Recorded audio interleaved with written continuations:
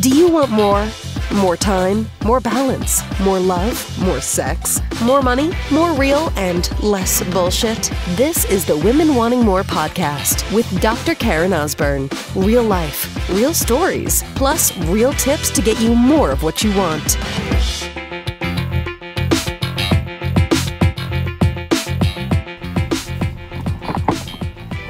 So, sister, this is a topic of conversation I have definitely spoken about before, but I really strongly feel it's something that needs to be spoken into again, and again, and again, and again, and again, because it's just simply, it's that vital.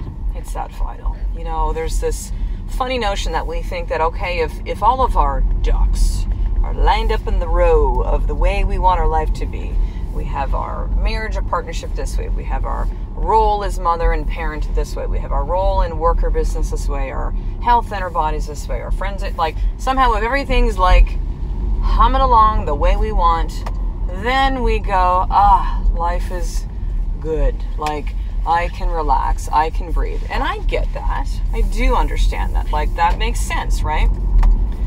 But the challenge happens when life does not line up that way. The challenge happens is that you could have, say, 5 of those 6 important areas, quote unquote, lined up, or the way you like it, or it feels good in your life, and you're going to fixate on the one little piece that is a challenge right now, and you will ignore everything else. You can't see it, you know? It's kind of like when your kids are really little. This was my experience, and I know when I've talked to other moms and dads, it's kind of that way too. That first one for sure, right? We've got 2 boys. They are 6 and Tyson's almost 9. He'll be 9 in about a month. That with Tyson, you know, I can look back on times and I was like, I kind of miss stuff, you know. I was just so, and I don't say this with regret or, I wish I didn't. No, because like that doesn't do anything, right? Except just create suffering, and I just choose not to do that. But I can definitely look back on it and see, yeah, I kind of missed moments because I was like, you know, I'm just trying to get him to sleep through the night. I am, you know, just trying to do the potty training. I am trying to get him to eat food and going, God, he won't really get any food. And, you know, it's just kind of like both of my children have never been kids that kind of, big surprise, neither mom and daddy, they don't kind of follow along the quote unquote normal path, right? They just completely walk to the beat of their own drum. And I know we all think our kids are kind of special and unique, right? Like, that's what makes us mothers and fathers. But like, seriously, I would see other, like, kids and families, I'd be like, wow, they're just chill, right? Yeah. Okay, and then, so when you tell them things, they just kind of go, all right, and they go, yeah, most of the time, and you're like, wow, what kind of magic fairy dust do you have? Because, can you give me some? Like, it just, you know, and honestly, like, this has been my life, and I don't say that from a point of victim.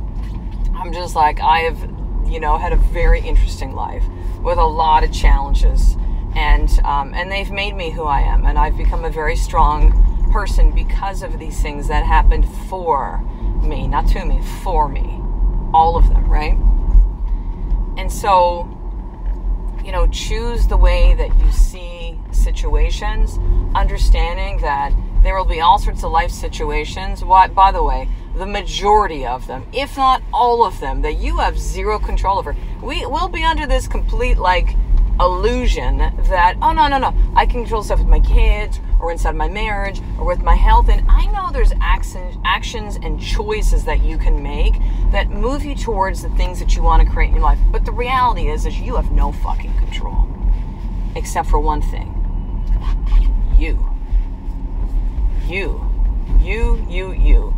And the biggest thing that you can choose, because this is a choice, I'm going to have you scratch the word need or should. Don't do that. There's an energy. I need to do this. I know I got to need to see it a different way. I need to stop complaining. No, choose. Just notice what happens when you say the word I choose versus I need. I need's very like tight. It's very constricting. There's just tension in your body with that. When you go, I choose, it's like, I can choose this. Now, it's not necessarily easier to do, but it's this shift in how you see things. And when you choose to see the situations in your life, challenging ones, joyful ones, in a different light, the experiences will change for you. And they won't necessarily change on the outside. They can. So let me give you an example of this, okay? So I'm going to take my big boy Tyson, my almost 9-year-old Tyson. Amazing boy. Oh my God, he's the biggest heart. From the age of 1.5 to 4.5, it was like constant tantrums. Like, I mean, rip roaring, man.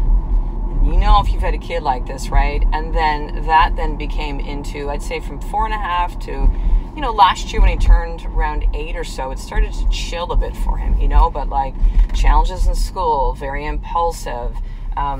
We discovered he's got a dyslexic brain. So I was like, okay, it's like a lot of things are hard for him. Concepts of time and, beautiful things with having that dyslexic brain and big picture thinking and being able to see things and so visuals. It's like, I don't want to like take that piece away. That's beautiful, right? It's just learning how to work with that, navigate that. He's never been the kid that kind of like goes along the, the benchmarks or kind of thing, right? Like, he's just not. It's, and so there would be, definitely some struggles, and it would be challenging for me as his mama to be like, dude, like we literally just talked about this, right? Or getting really upset about stuff and big emotions and not knowing how to really handle those. And at times, my stuff, my childhood wounds butting up with his. Our kids are this beautiful gift to kind of go, parenting and marriage relationships are both gifts and opportunities for us to clean up our stuff that we don't know that's often there. And we go, oh, the kids and my husband and my wife and it's like, no, these are gifts in front of you right now. So you can take them, or you can keep pointing your finger and leaking your power away, going, they made me feel, this person did that to me. That would also be your choice, by the way. I wouldn't judge you for it. But you can choose that. And you can also choose to go, wow, my kids are really triggering some shit. Wow, okay, so now it's kind of like been brought to the surface, so perhaps I can actually choose to go, let me actually heal through this stuff right now. Let me stop the pattern of shit going through just again and again, and the patterns and the themes and the fears, and let me not imprint this on my child.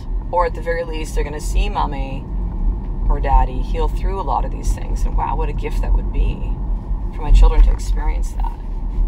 Like, seriously. Fuck hitting straight A's and, being on the sports teams and getting into the right schools. Like, okay, cool. And if that's what you want, cool. But like these are big things, big things to teach our kids that matter more than that stuff.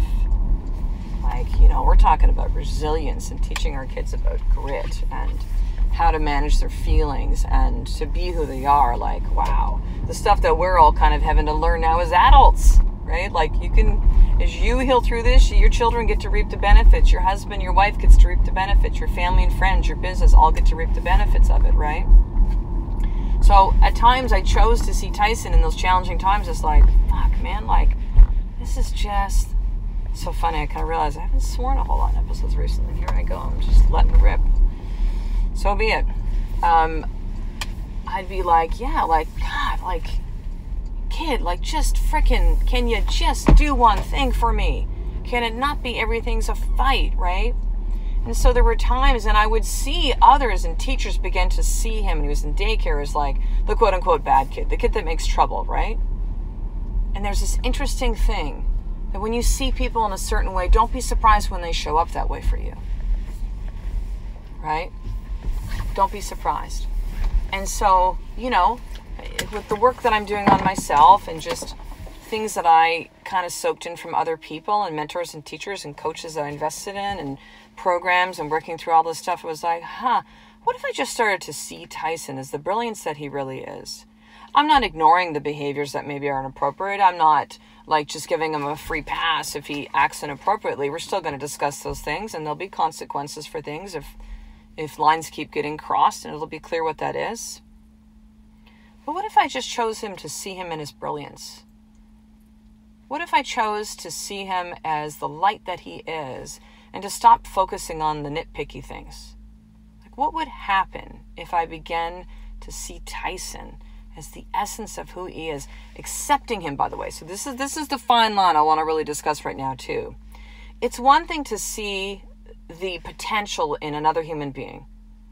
Okay, whoever, like loved ones, friends, family, like maybe clients you have. It's one thing to see the potential. It's another of what I've learned to say, I still accept you as you right now. I love you, I see you, I honor you, I hear you, I accept you as you are right now. And I also see you as this, but I accept you as you are right now. Because here's the conundrum, right? When you then tell another human being, like, you know what, I know that you can do better, and you can like, it can come from the most loving, heartfelt thing, right? Of like, I know how you're behaving right now, or the choices. I know this is not you. I see your higher self, and it's not who you are right now. Because this is again the conundrum. The fine line here is if you communicate that to that person, what they will then feel is, you don't accept me as me right now.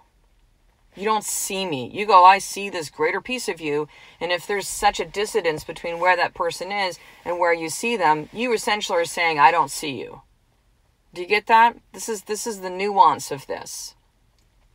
You can see this person and you can also accept them. You can see the brilliance of who they are, or who they're becoming, or the potential, or what they're possible of, or like who you really see. And you probably see them slip into these versions of their higher or truer self. And so you can go, I'm going to choose to see you as this. But you still need to accept them. Pardon me. You can still choose to accept them. Choose to accept them as who they are right now in front of you. Okay, so how does this look? So let's go back to Tyson again. So, Tyson could be having a freak out and he's like losing his mind over something, I don't know, something, whatever, something that I might see as significant, but inside of his brain right now, inside of his little body, inside of his heart and his soul, he's upset.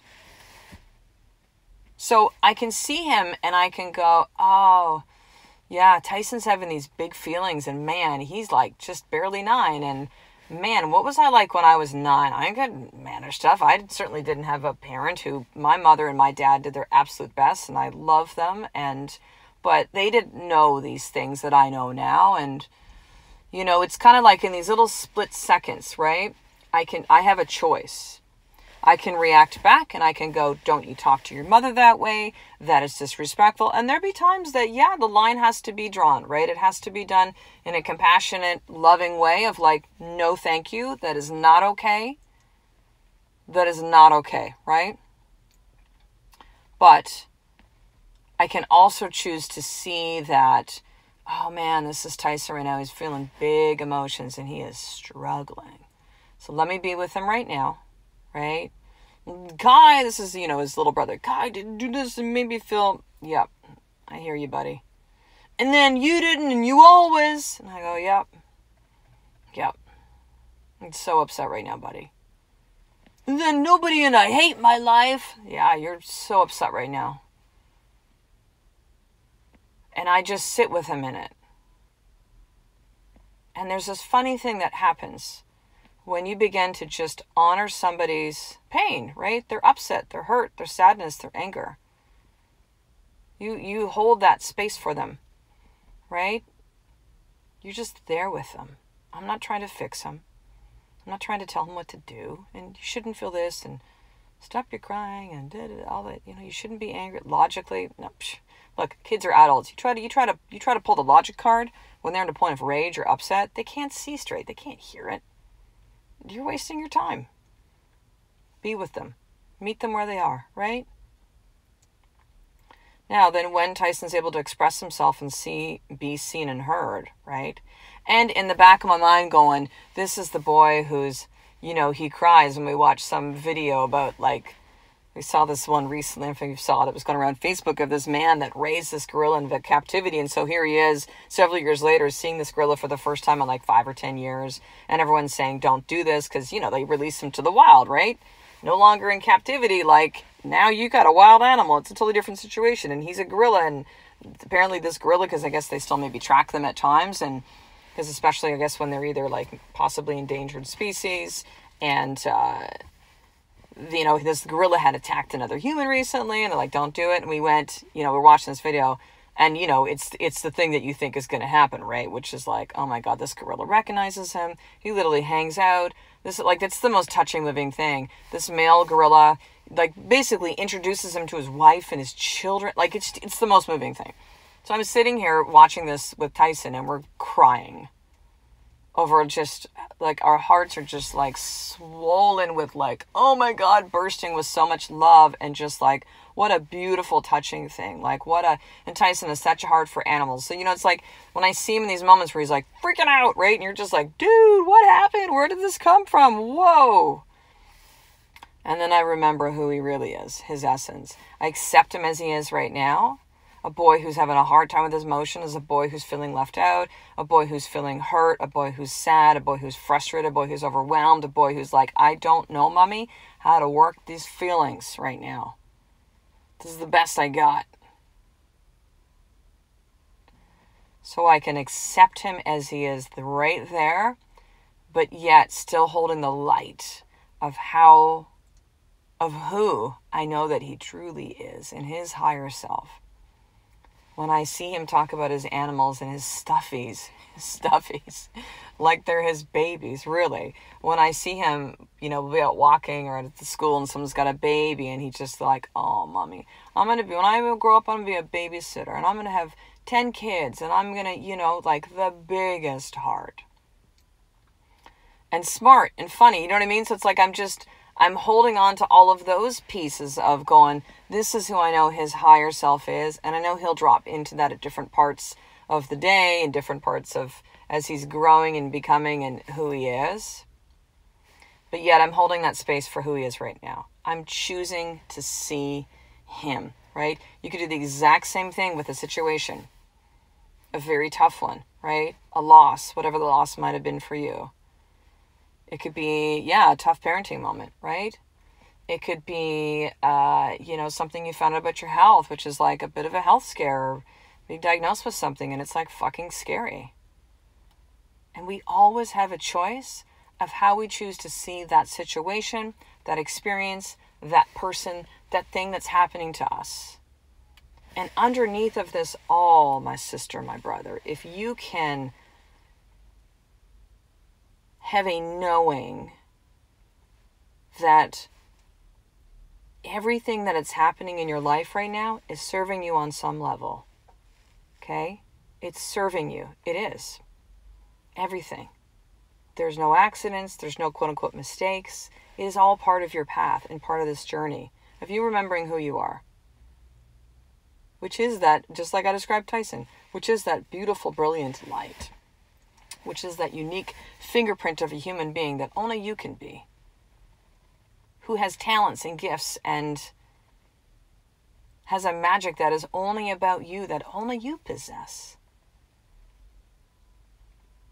That is meant to be here on this earth, that has purpose and passion. And if you're not feeling it, you're going to find it again, or you're going to find it. It'll happen. Trust, right? Trust. Choosing to see a situation, choosing to have an experience that, again, no control. You can try. Believe me, I've tried really hard for the first 4 decades or so of my life. And then I went, oh shit, stuff is just going to still happen. I don't care how much you plan it. I don't care how much action you take. Shit is going to go sideways. And that's not being pessimistic. That is just simply, that is life. And you know what? It is a part of life for this. Life is not meant to be all joy and beauty. Like, you wouldn't know it. Do you understand this? It's like, if there was never any, so just take a look at nature, right? If there wasn't dark, if we didn't have night and the sun fell and the sun went down. The sun went down and then we had night. Like, we wouldn't know light, right? We wouldn't know sunrise if we didn't have sunset.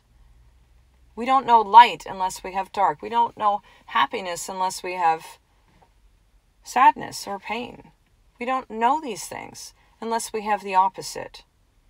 Do you get that? And I know, it's kind of like in your intellectual, you can go, yeah, that makes sense. But I really want you to understand that all of these things are happening not to us, but for us. And it's up to us to choose to see it in the light. Now listen, don't bypass the pain you're feeling.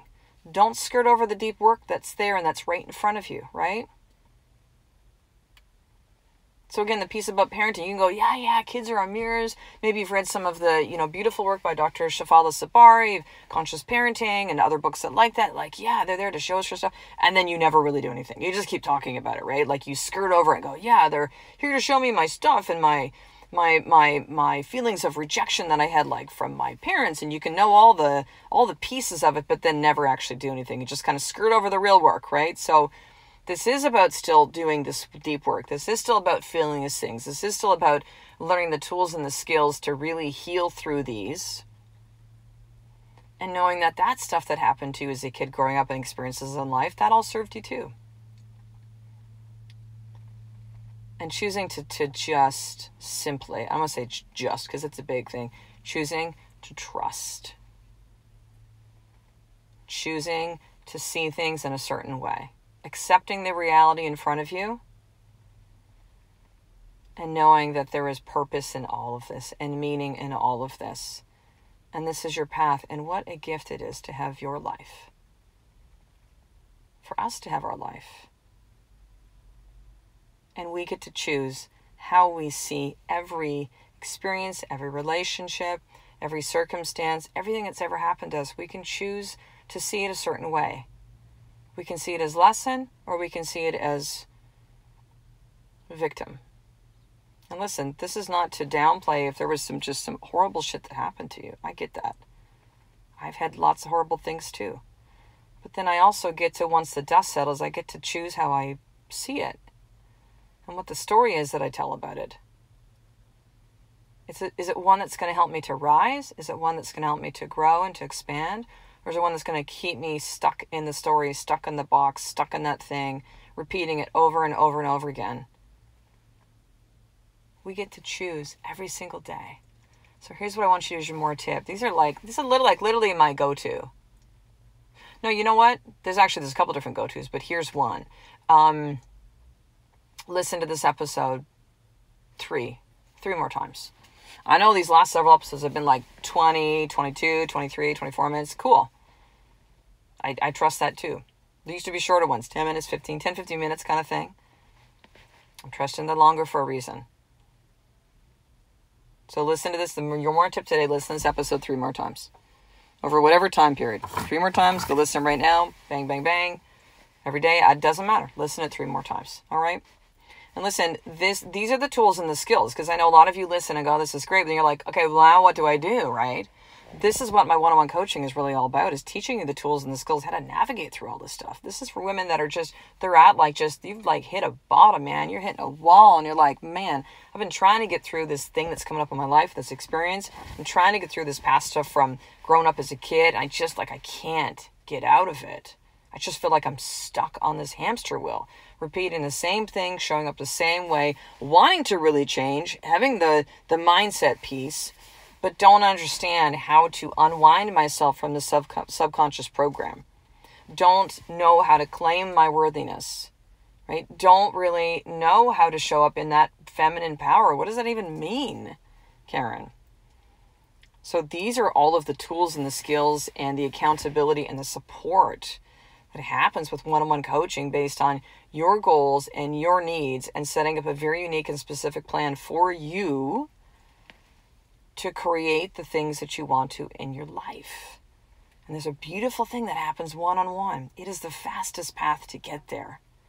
Now, it is not for every woman, but it might be for you. Yes, there's an investment for it.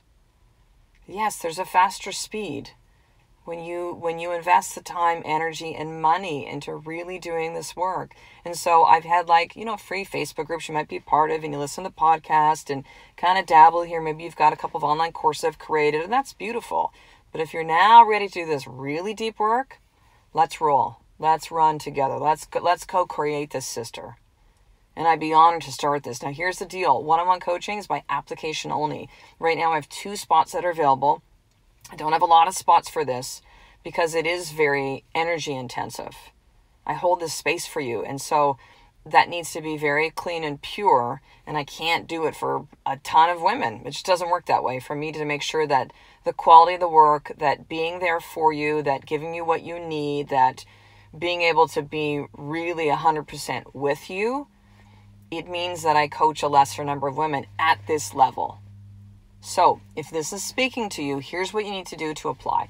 Email me, drkarenosburn@gmail.com, DrKarenosburn, drkarenosburn@gmail.com, and say, Karen, I'd like to apply. And I will connect with you from there. All right, sister.